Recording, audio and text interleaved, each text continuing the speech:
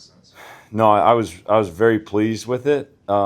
Really because it was such a point of emphasis going into the scrimmage for us of just playing with excitement, being excited to play, and and I pointed at myself talking to the unit the day before was I'm the world's worst, because I tried to have a business like approach to a scrimmage. It's a practice. We're trying to get better, but at the same time, like you need to, we have enough new guys on the unit to where they need to feel what it's like on game day. They need to feel that level of intensity. You can't get all the way there, but you can try and match it. And so that's what we tried to do, from an offensive staff standpoint and to our players, making sure that they were ready to go play and that it felt like a game as much as we could.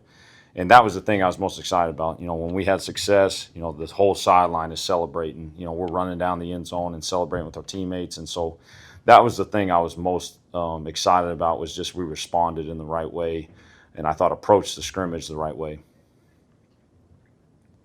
On the offensive line, McCrimmon kind of stepped in last year mid-season. We knew he was talented, but where have you seen him make maybe the biggest growth since then, as far as being a little bit more experienced now? Yeah, I think just consistency, and he's a year more developed. In the weight room, physically he's stronger. He's able to do things in the run game that he just physically wasn't able to do a year ago.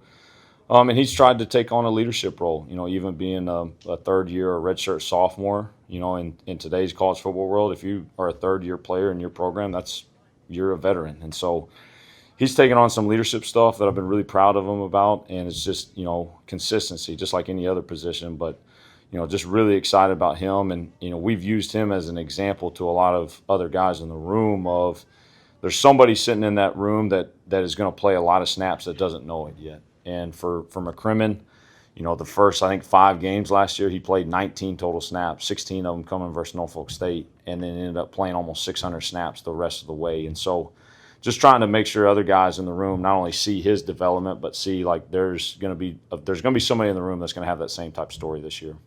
How was Parker Jenkins fitting into the running back room? Really good. And, Parker is he is one of those guys that's just ultra intelligent. He's back there coaching all the other running backs up.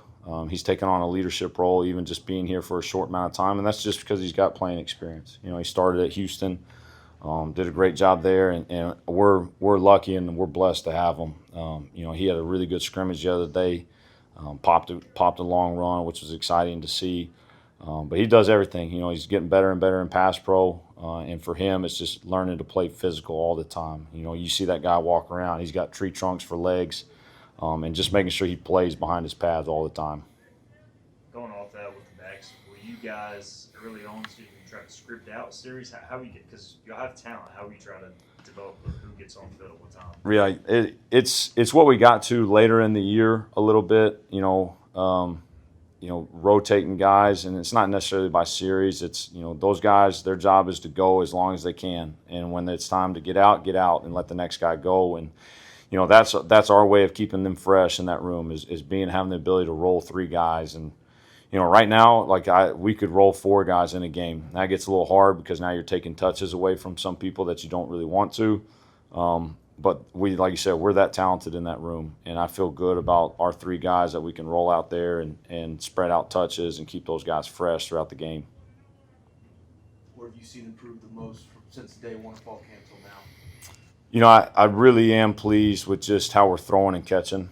That was one thing that I didn't feel great about this time last year. I just didn't feel like we were as crisp as we wanted to be, and there's timing issues, protection issues, and that's one thing that I think we've done a really good job of through camp is just protection.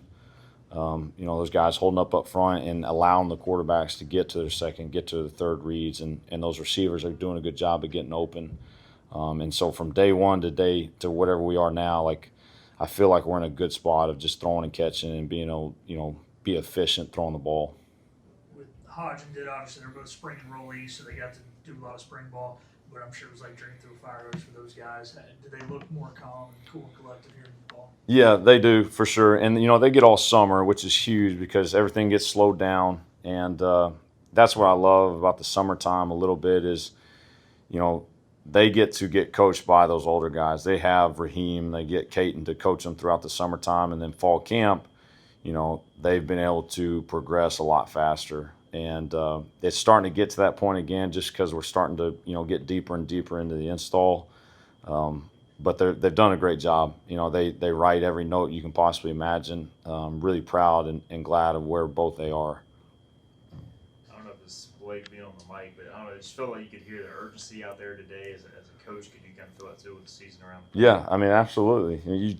You sit around and you think like, oh, we're in fall camp and we got time. But as we told the unit yesterday, like you look at the days left till we play NC State, there's a 1 in front of it, and so August 28th is coming, and now there's still a huge focus on us and us getting better each and every day.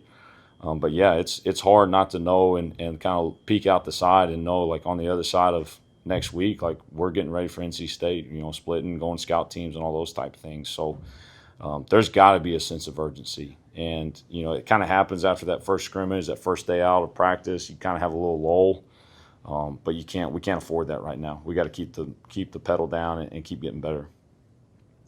Just what have you seen from Riles and Connor in their development? Just how deep is that tight room really becoming for you guys? Yeah, it's nice because they're just so versatile. And, for both of them now, they've been in the system for over a year. And they're getting to see all the different things we can do with them. And, this system has produced a Mackey Award winner. When Coach Kiffin was at FAU, it's had one that was a finalist at Ole Miss first year there in 20. And so if you've got guys like that, like those two are, like they can get used in some really cool ways. And so being able to do some of that with them has been awesome. And I think those young guys have done a great job as well. Caleb Morrow coming around, he's kind of talking about breathing through a fire hose. Like that's him right now. Miles, Stephen Collier, all those guys that are just doing a good job of just picking things up. But those older two have done a great job of just all the things we kind of put on them so far.